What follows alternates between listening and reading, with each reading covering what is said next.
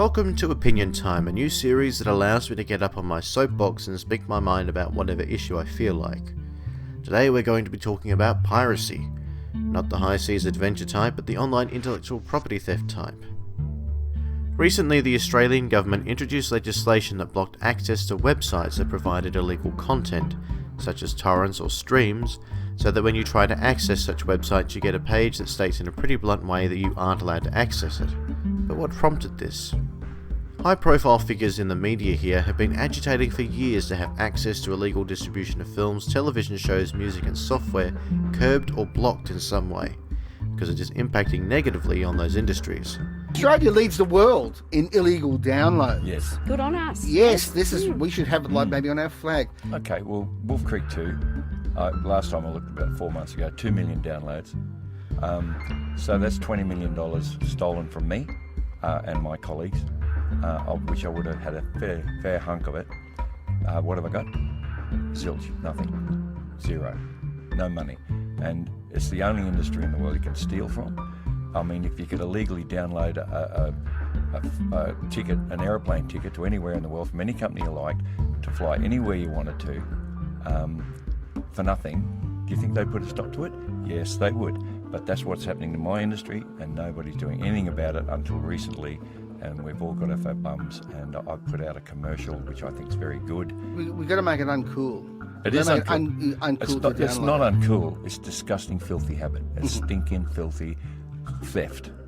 Many people have used the excuse that film studios and their ilk make millions of dollars of profit, and can take a hit if a few people don't throw money at them. This is the problem. It's not just a few people. Even if we look at Hollywood, who are throwing obscene amounts of money at films, they are recording huge losses at an increasingly frequent rate, which is causing a flow-on effect to the productions themselves, but I'll get to that in a bit. Here in Australia, our films are almost entirely independent in the way they are financed, apart from a piddly amount the government will make filmmakers jump through hoops to get, as we have no studio system. Because of this, the bulk of the budgets goes on what you see on the screen, with many actors and crew taking pay cuts to help get a production off the ground, whereas Hollywood films chuck most of their money behind advertising in a bid to get bums on seats. When films like Rough Stuff, The Legend of Ben Hall and Jasper Jones can't compete in advertising, or even in distribution, they are doomed to fail financially no matter how great they are. This is further exacerbated by people illegally distributing such films, an act that digs chunks out of the takings of these films, thus reducing the capacity of filmmakers to produce more content. Our industry here needs everything it can get its hands on to survive, but increasingly, people are turning their backs on homegrown talent because they'd rather not spend money. This takes me to the next point. What's the one thing we hear people bitch and moan about more than anything else when it comes to films these days? Originality. Yes, everyone thinks Hollywood has run out of ideas as we get Terminator 6, a gender-swapped reboot of Lord of the Flies, and 15 new superhero movies, and only one original idea, if that. Thing is, Hollywood has plenty of original ideas, many of them making executives very excited, until they realise that anything unfamiliar tanks at the box office. Thus, the moguls throw all their money into sequels and reboots in the hope that seeing a familiar franchise on screen will help bring the money rolling back in. In order to meet audience demand for spectacle and big-name stars, studios throw literally hundreds of millions of dollars at these films. But this of course means that they need to oversaturate the market to break even. As a result, people become kind of fatigued by seeing the same stuff all the time, and find it increasingly difficult to justify paying $20 or more to see a movie they might not enjoy, when they can download it for free and watch it at home. So the cinemas crank up their prices on tickets and food to cover overheads, and studios keep trying to make the same formulas work with diminished returns, and even less people go to the movies as it becomes a luxury they can't afford. Thereby we can see a correlation between the rise of film piracy and the increase in unoriginal rehashed ideas on screen that everyone complains about. And that's not even including media like television. In Australia, Game of Thrones was the most downloaded series last season, leaps and bounds ahead of the rest of the world. A big part of this is the distribution model, where Rupert Murdoch's Foxtel subscription service was given exclusive access to Game of Thrones, and as a pay-per-view at that. This meant that the only way you could see it in Australia was to subscribe to Foxtel or to download it illegally. As many people can't afford a monthly subscription TV service that is mostly unwatchable reruns of reality TV and sport, the majority of people turn to torrents and streaming to access it. In order to combat this, Foxtel introduced their own streaming service that was cheaper and required less of a commitment from the consumer. Unfortunately, for those of you who may not be aware, Australia has some of the shittiest internet in the world, due in no small part to Murdoch's interference in the rollout of the NBN, specifically to cripple Foxtel's competitors like Stan and Netflix. When the first episode of Game of Thrones Season 7 began, the entire Foxtel streaming service shat the bed, as it was not capable of handling the sheer volume of people trying to access the stream. So once again, people turned to piracy. There is a sort of historical reason that we here in Australia are so desperate to seek these films and television shows out. Typically, we get films and television shows months or even years after they've been seen pretty much everywhere else.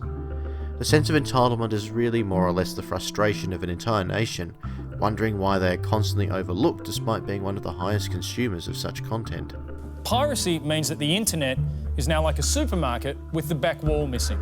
You want to do the right thing, so you go to the checkout, but they won't take your money, you're paying more than everyone else, and everything in your trolley is already out of date. Pretty soon, you're going to just back up the Barina to the dairy aisle and start shoveling in cornettos. I mean, who cares, right? Supermarkets make millions and free cornettos are delicious. But much like a real supermarket, it's local suppliers that are getting screwed. So what's to be done? The key here is addressing the root of the problem: lack of access and understanding. As cost of living goes up and people are badgered with news of terrorists and all sorts of global catastrophes, the desire to go out and watch a movie at the cinema or even buy DVDs and Blu-rays withers. At home it's safe and comfortable, and with illegal downloads it's cheap too. But if people had access to new films or television programs in a way that was cheap and didn't require leaving the home, which incidentally in many cases they do, there's still a lack of understanding of how the participation in piracy cripples the capacity of studios and individuals to create those works in the first place. Think of it this way: Australia is obsessed with competitive sports like AFL. The players and coaches and assorted other personnel at each club rely on the fans for their wages through tickets, memberships, broadcast deals and merchandise. If people stop going to games and buying merchandise or even watching the games on services like Foxtel, then those clubs would suffer financially and may very well collapse. There's even a historical precedent for exactly this, when Fitzroy and Brisbane had to merge their clubs together just to keep them alive in some respect in the mid-90s due to waning support from barrackers. The result was scores of players and staffers losing their jobs when the Fitzroy Lions moved to Queensland and the newly forged club was no longer capable of catering to all of the personnel from both clubs. So every downloaded movie, TV show, game or song contributes to a similar fate for our creative industries at home and abroad. It's only by providing people with easy and affordable access, and those people actually paying for what they consume, that we can overcome these difficulties.